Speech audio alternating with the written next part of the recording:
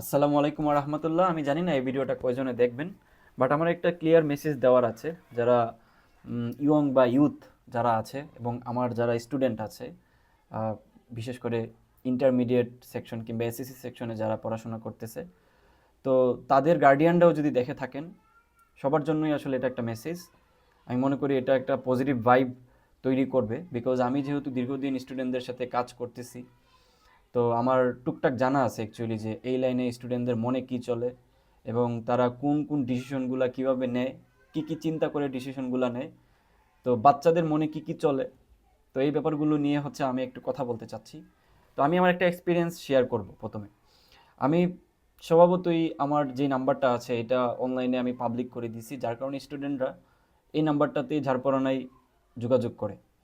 তো কল আসা কিংবা মেসেজ আসা এটা হচ্ছে খুবই নর্মাল একটা ব্যাপার আমার কাছে অ্যাটলিস্ট, কারণ আমার বন্ধু বান্ধবরা জানে যে আমার ফোনে কি পরিমাণে মেসেজ আর কল আসে। সো এগুলো খুব আলাদা কোনো একটা ব্যাপার চিন্তা করার দরকার পড়েনি।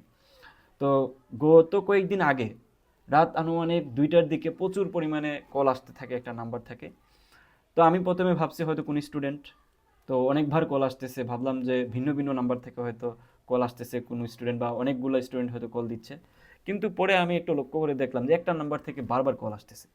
হ্যাঁ, তো আসতেছি, তো একটা নাম্বার থেকে বারবার কল আসার কারণে আমি একটু মোটামুটি বিরক্তই হইলাম যে কমন সেন্স থাকলেও তো বোঝার কথা যে রাতে এত রাতে একটা মানুষ দুইবার কল দিলে যদি না পায় তাহলে তো থার্ড টাইম কল দেওয়ার মানেই হয় না।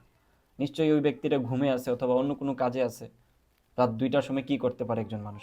ভাবলাম যে কমন সেন্সের অভাব। তো দেখলাম যে প্রায় 10 থেকে 12টা আসতেই আছে, লাগাতার কল আসতেই আছে আসতেই আছে। তো এরকম একটা পরিস্থিতিতে বিরক্ত হয়ে আমি কলটা ধরলাম। ধরার পরে ভাবলাম যে শক্ত করে একটা ধমক দিব। হ্যাঁ, তুমি এত রাতে কল দিচ্ছ ইত্যাদি ইত্যাদি, তাকে কিছু শক্ত করে ধমক দিয়ে দিব, কারণ এরকম কল আগেও আসছে। কিন্তু আমি অবাক হয়ে লক্ষ্য করলাম কল ধরার পরে মোটামুটি ভড়কেও গেছি আমি, যে কল ধরার পরে ভেউ ভেউ করে কান্না করতেছে একটা ছেলে। বুঝতে পারছি যে একটা ছেলে কান্না করতেছে বাচ্চাদের মতো। তো আমি বুঝতেছিলাম না, আমি ভাবলাম হয়তো অ্যাডমিশনে খারাপ করছে ওই, এই জন্য হয়তো বা যেটা হয় অনেক ট্রমার মধ্যে দিয়ে যেতে হয় বাংলাদেশের স্টুডেন্টদেরকে, বিশেষ করে অ্যাডমিশন ফেজটাতে অনেকেই চান্স পায় না। তো সোসাইটি তো অনেক খারাপ একটা সোসাইটিতে আমরা বিলং করি, তো এখান থেকে মানুষজন এমন এমনভাবে ট্রিট করে বাচ্চাদেরকে। তো এরা কোমলমতি বাচ্চারা তখন আর এগুলা নিতে পারে না, তখন শেষ যেই উপায় তারা অনেকেই সুইসাইডের দিকে ধাবিত হয় এবং অনেকেই ডিপ্রেসড হয়ে সারাদিন পড়ে থাকে। তো এইগুলোর দিকে মেন্টাল হেলথের দিকে কারোরই কোনো কনসার্ন থাকে না। তো হোয়াট এভার, তো আমি এরকম কিছু একটা ভাবছি। পরে তাকে ধমক দিব কি, আমি নিজে যেহেতু ভড়কে গেছি বা অবাক হয়ে গেছি, তখন আমি তাকে জিজ্ঞেস করলাম যে ঘটনা কি। তখন সে আমাকে বলল, গেস হোয়াট, তার নাকি ব্রেকআপ হয়েছে। তো ভালো কথা ভাই, তোর ব্রেকআপ হয়েছে, এখন আমি কি করব, এত রাতে আমি কি করব? তো এরকমই আমি তাকে বললাম যে ভাই আমি কি করব, ব্রেকআপ হয়েছে। রাগ করেই বলছি, কারণ এরকম কেস আমি আরো অনেক সামাল দিছি, যে কল দিয়ে এরকম বলে যে ভাই ব্রেকআপ হয়েছে কি করব, ছেলে মেয়ে উভয় দুই জায়গা থেকেই কল দিয়ে বলে। তো আমি মোটামুটি বিরক্ত হয়ে এগুলো নিয়ে, শুরুর দিকে ভালো লাগতো, কিন্তু তার পরিস্থিতি এমন হয়েছে যে সে সুসাইড করবে এমন একটা অবস্থা, যে সে মারা যাবে। তার কথাবার্তার ধরন চাল চলন দেখেই তো বোঝা যায়, তাই না? বিহেভিয়ার দেখলেই তো বোঝা যায় যে সে কি করতে চাচ্ছে। তো তখন আমাকে সে বলল যে সে একটা মেয়েকে পছন্দ লেভেলের পছন্দ করতো এবং এসএসসি থেকে তাদের সম্পর্ক, এবং অ্যাডমিশন ফেজে আইসা মেয়েটা তাকে ছেড়ে চলে গেছে কারণ তার কোথাও চান্স হয় নাই। কিন্তু তা এই মেয়েটাকে সে ভুলতে পারতেছে না, স্মৃতি মনে হচ্ছে, তার আর কাউকে ভাল লাগতেছে না, জীবন রেখে কি হবে, কোনো ভ্যালু খুঁজে পাইতেছে না, ইত্যাদি ইত্যাদি, সে বাঁচতে চাচ্ছে না। হাত মাত কাইটা অবস্থা খারাপ, প্রচুর পরিমাণে নাকি সে ড্রাগ নিচ্ছে, এরকম একটা পরিস্থিতি। সে নাকি আবার সাইকিয়াট্রিস্টের কাছেও গেছে। তাই আমি বললাম ভাই সাইকিয়াট্রিস্টের কাছে যাওয়ার পরে হয় নাই, তাহলে আমি কি করব এখন?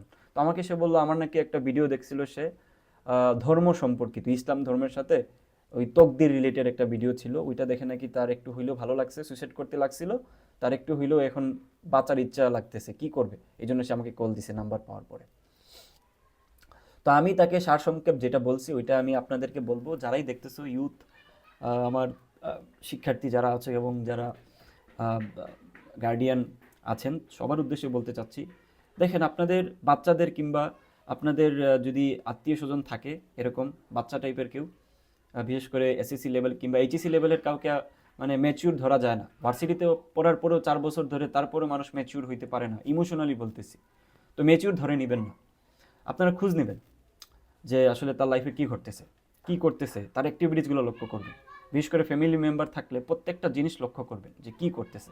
কলেজে পড়তেছে ছেড়ে দিবেন না, ভাববেন না যে সব কিছু বুঝতেছে, সে সব কিছু গুছায় নিবে, হ্যাঁ সে মনে হয় অনেক বড় হয়ে গেল, এই বুঝি সে ম্যাচিউর হয়ে গেল না। ম্যাচিউর হওয়া আসলে কখন, এটা আসলে কেউ বলতে পারে না। ইউনিভার্সিটি লাইফ শেষ করার পরেও অনেকে ম্যাচিউর হইতে পারে না, সারা জীবন পার হওয়ার পরেও অনেকে ম্যাচিউর হইতে পারে না, একটা সময় যে ঠিকই সুইসাইড করে ফেলে কিংবা এমন এমন কাজ করে ফেলে যেটা করার কথা ছিল না। তো মানুষ তো অনেক ইমোশনাল প্রাণী, তাই না? তো যেহেতু আবেগ অনুভূতি এখানে একটা বড় বিষয়, মানুষ এই জন্যই তো অন্যান্য প্রাণী থেকে আলাদা, তাদের আবেগ অনুভূতির দিক থেকে। তো অবশ্যই মানুষজনের কিছু জটিলতা থাকে। তো আপনি একটু, আপনার বা আপনারা যারা আছেন একটু খোঁজ নেবেন। আর উপদেশমূলক যা আমি তাকে বলছি সেটাই আমি এখানে বলবো। সে আলহামদুলিল্লাহ ওইটা থেকে বের হয়ে আসছে, ট্রমা থেকে। আমাকে কয়েকদিন আগেও মেসেজ দিছিল, কালকেও মেসেজ দিছে যে ভাই ধন্যবাদ।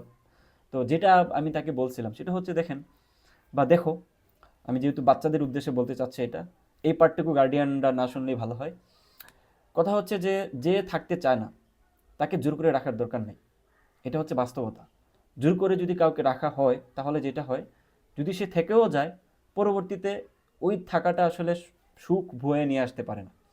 সম্পূর্ণ নির্ভর করতেছে এটা বোঝাপড়ার উপরে। দুইজন মানুষ যদি একসাথে থাকতে চায়, দুইটা ফ্রেন্ড যদি একসাথে থাকতে চায়, সামান্য একটা সম্পর্ক, তাদের মতের মিল থাকতে হয়, একজন আরেকজনকে গুরুত্ব দিতে হয়, রেসপেক্ট করতে হয়।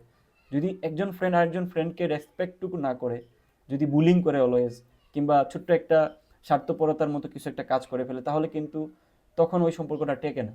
আর এটা হচ্ছে লাইফের একটা বড় সম্পর্ক, তাই না? সারা জীবন একজনের সাথে থাকার ফয়সালা করে করে নিতে চাচ্ছ, তাই না? তাহলে এত সহজ না। যে জোর করে থেকে যায় তার সাথে পদে পদে ঝামেলা হবে। মনে করো যে তুমি বিয়ে করে ফেলছো, তাই না? যেমন কয়দিন আগে আমাদের আত্মীয়র মধ্যে একজন দেখলাম, একটা মেয়ে পালিয়ে বিয়ে করতে গেছে।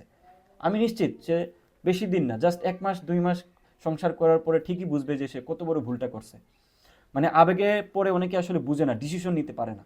সে এখন মনে করতেছে যেই মানুষটা ছেড়ে যাচ্ছে এটাই মনে হয় তার জীবনের শেষ মানুষ। এর থেকে ভালো কেউ পাবে না, এর থেকে বোঝাপড়া কারোর সাথে হবে না, এর থেকে মায়াবী আর কেউ হইতে পারে না। এটা হচ্ছে ওই বয়সের দোষের কারণে হয়। কোনো মানুষই পারফেক্ট না। যার সাথে তোমার মিলতেছে না, মানসিকভাবে তুমি শান্তি পাচ্ছ না, যার সাথে তোমার বোঝাপড়া হচ্ছে না, জাস্ট মুভ অন। কারণ এটা সারা জীবন তোমাকে ভোগাবে ভাই। তোমার আজকের যে আবেগটা আছে তার সব কিছু তুমি মেনে নিচ্ছ, প্রত্যেকটা ছোট ছোট জিনিস তুমি তাকে আহ, কি বলতেছো, মাফ করে দিতে চাচ্ছ, তার বড় বড় অপরাধগুলো তুমি মাফ করে দিতে চাচ্ছ। পরবর্তীতে তুমি মনে করতেছো যে না সে ঠিক হয়ে যাবে, কিংবা সে যদি আমাকে নাও চায় জোর করে তাকে আমি আমার ভালোর জন্য রেখে দেই। এটা একটা ভুল, রং প্রসেস। তুমি পরবর্তীতে এটা সাফার করবা সারা জীবন।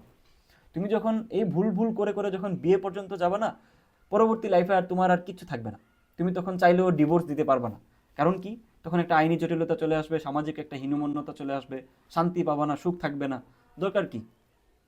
আর আমি আরেকটা জিনিস খুব ভালো মতো বিলিভ করি, সেটা হলো জন্ম মৃত্যু বিয়ে, এই 3 জিনিসই হচ্ছে আল্লাহ তাআলার উপরে।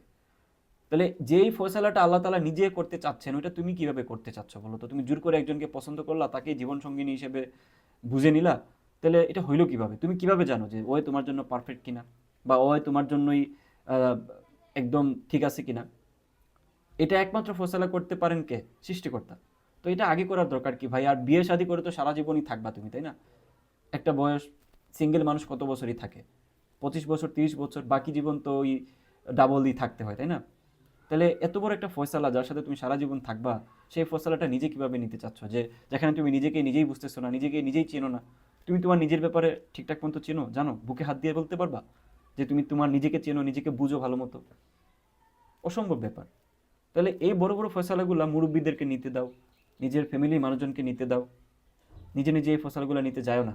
আর যাকে তুমি পারফেক্ট মনে করতেছো এ আসলে পারফেক্ট নয়। পরবর্তীতে এটাই তোমার হুমকির একটা ব্যাপার হয়ে দাঁড়াবে। তখন তুমি একুলো পাবা না, ওইকুলো পাবা না, কিছুই করতে পারবে না, কিছু করার থাকবে না তখন। তো আমার সাজেশন থাকবে, যে চলে গেছে চলে গেছে।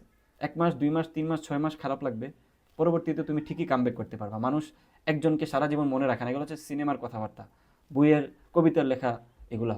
বাস্তবতা হচ্ছে তোমার জীবনে অনেক টাকা পয়সার দরকার আছে, ছেলে মানুষ হইলে তোমাকে ফ্যামিলি চালাইতে হবে, রেসপন্সিবিলিটিস আছে, বাপ মা আছে, ভাই বোন আছে, তাদেরকে নিয়ে তোমাকে চলতে হবে, দায়িত্ব পালন করতে শিখতে হবে, সামাজিক, তারপর পারিবারিক। তোমার অনেক দায়িত্ব আছে, তুমি শুধু প্রেম করার জন্য জন্ম নাও নাই, তোমার অনেক বড় বড় কাজ করার সুযোগ আছে সামনে, তাই না? তোমার জন্ম শুধুমাত্র প্রেম করার জন্য হয় নাই। এই জাতির, এই সমাজের একটা কাজে আসো তুমি। এটা যে কোনো কাজ হইতে পারে।